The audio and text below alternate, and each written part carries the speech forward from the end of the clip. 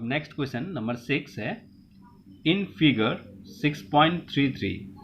ठीक है, तो फिगर यहाँ मैंने बनाया नहीं है, अभी बना देंगे। पहले क्वेश्चन को पढ़ लेते हैं। P Q and R S are two mirror placed parallel to each other and incident ray A B strike the mirror P Q at B. The reflected ray moves along the path BC and strike the mirror RS at C. Again reflects back along CD. Prove that AB parallel CD. तो इसमें ये question में है कि ये एक mirror है। ठीक है, ये एक मिरर हो गया जो है PQ। ठीक है, और दूसरा एक मिरर है ये हो गया R और S। ठीक है, तो इसमें क्या हो रहा है कि एक रे है, इंसिडेंट रे, जो इस प्रकार से आ रहा है।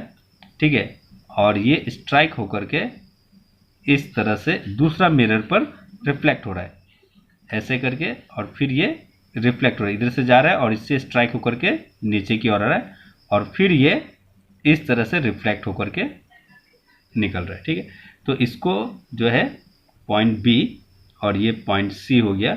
ठीक है, ये हो गया ए बी इंसिडेंट रे और सी डी हो गया रिफ्लेक्टेड रे। ठीक है, तो ये हो गया हमका मिरर। इसमें हमने एक मिरर का इस तरह से सिंबल बना दिया और ये हो गया ऐसे करके।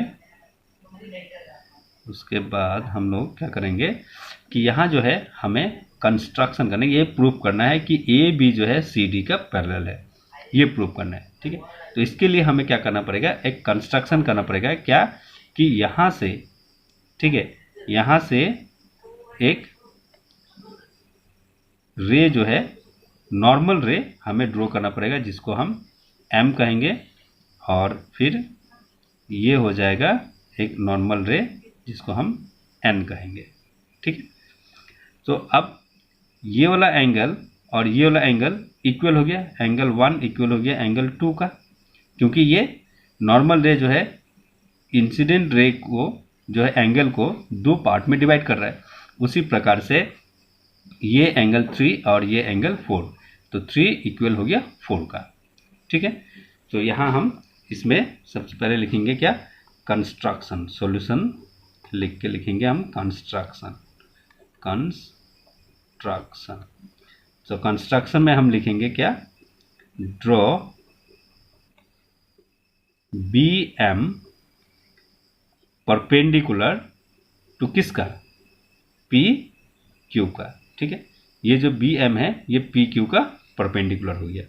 ठीक है, और एन, फिर सी एन, ये परपेंडिकुलर हो गया किसका, आर एस का। आर एस का हमने परपेंडिकुलर ड्रॉ कर दिया। तो सिंस, जबकि हम लोग जानते हैं कि पी क्यू आर एस का पैरेलल है, ठीक है, और सी एन जो है परपेंडिकुलर है आर एस का, तो और बी एम जो है पी क्यू का परपेंडिकुलर हो गया। ठीक है, तो इससे हमें यहाँ पर ये मिलेगा कि इसको हम लिख लेंगे since P Q parallel R S. ठीक है, एंड उसके बाद सी एन परपेंडिकुलर है आर एस का, C N perpendicular R S. ठीक है, तो इससे ये हमें मिल गया, देयरफॉर सी एन परपेंडिकुलर हो गया। उसके बाद तो जब ये परपेंडिकुलर हो गया, ठीक है, फिर ये भी परपेंडिकुलर हो गया इसका, तो इसका मतलब बी एम जो है सी एन का पैरेलल हो गया। ठीक है, तो यहाँ लिखेंगे now B M perpendicular P Q. ठीक, तो ये परपेंडिकुलर हो गया, और यहाँ पर सी एन परपेंडिकुलर है किसका, आर एस का। तो इससे हमें ये मिलता है कि बी एम सी एन का परपेंडिकुलर है। ठीक है, तो इसको हम लिख लेते हैं, सो बी एम यानी कि बी एम जो है सी एन का पैरेलल हो गया, सी एन, ठीक है। अब बी एन जबकि सी एन का पैरेलल हो गया, तो बी सी जो है ये ट्रांसवर्सल हो गया, ये दोनों पैरेलल का, ठीक है। तो यहां लिखेंगे now B M parallel C N, ठीक है, and B C is the transversal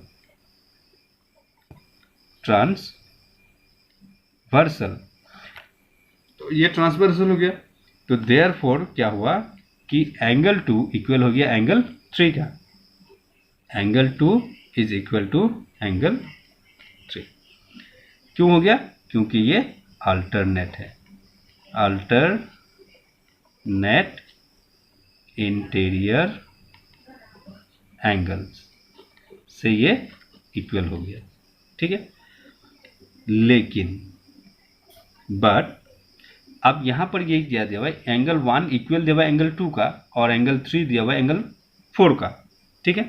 किससे मिला है? हमें लॉ ऑफ रिफ्लेक्शन के जरिए।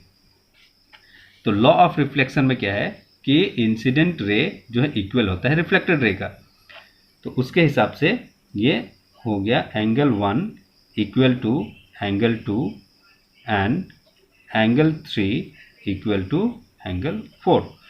यहां हो जाएगा बाय लॉज ऑफ रिफ्लेक्शन, ठीक है। तो इससे क्या हुआ कि ये दोनों जब इक्वल हो गया, ठीक है, तो अब हम क्या करेंगे कि यहां पर जो है एंगल 1 प्लस एंगल 2 जब ये दोनों को ऐड करेंगे, ठीक है, ये दोनों को ऐड कर देते हैं हम। तो यहां लिखेंगे हम again angle 1 plus angle 2 equal to, तो अब 1 के जगह में हम 2 लिख सकते हैं क्योंकि दोनों इक्वल है, तो इसको हम लिख देते हैं angle 2 plus angle 2 equal to हो जाता है 2 एंगल 2, ठीक है। उसके बाद एंड उसी प्रकार से इसको भी हम प्लस कर देते हैं angle 3 plus angle 4 equal to, तो एंगल 3 के जगह पे हम एंगल 4 लिख सकते हैं, ठीक है। तो angle 4 plus angle 4 equal to 2 angle 4, ये हो गया हम लोग का।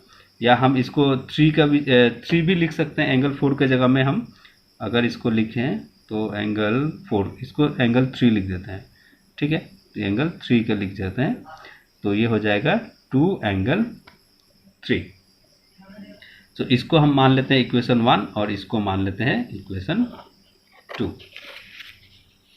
इससे हमें अब क्या करेंगे कि 1 और 2 से हमें क्या मिलेगा, from equation 1 and equation 2 we get, तो इससे हमें क्या मिलेगा कि एंगल 1 प्लस 2 हो गया, ठीक है, और एंगल इक्वल हो गया 3 प्लस 4, तो इसको लिखेंगे एंगल 1 प्लस एंगल 2 इक्वल हो गया angle 3 plus angle 4।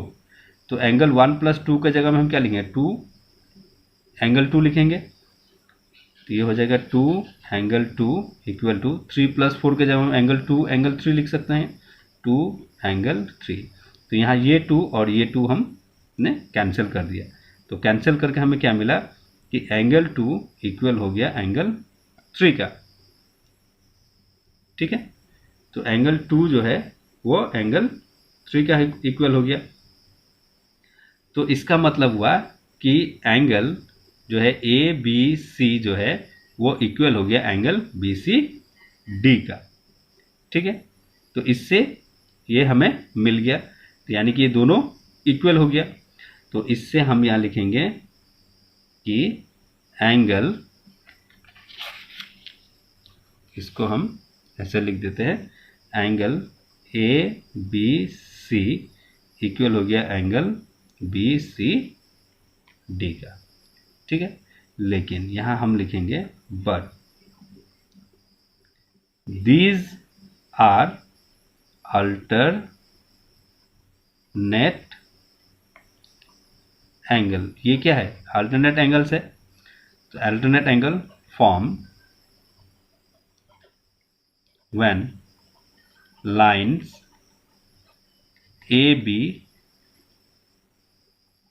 and CD are intersected by the transversal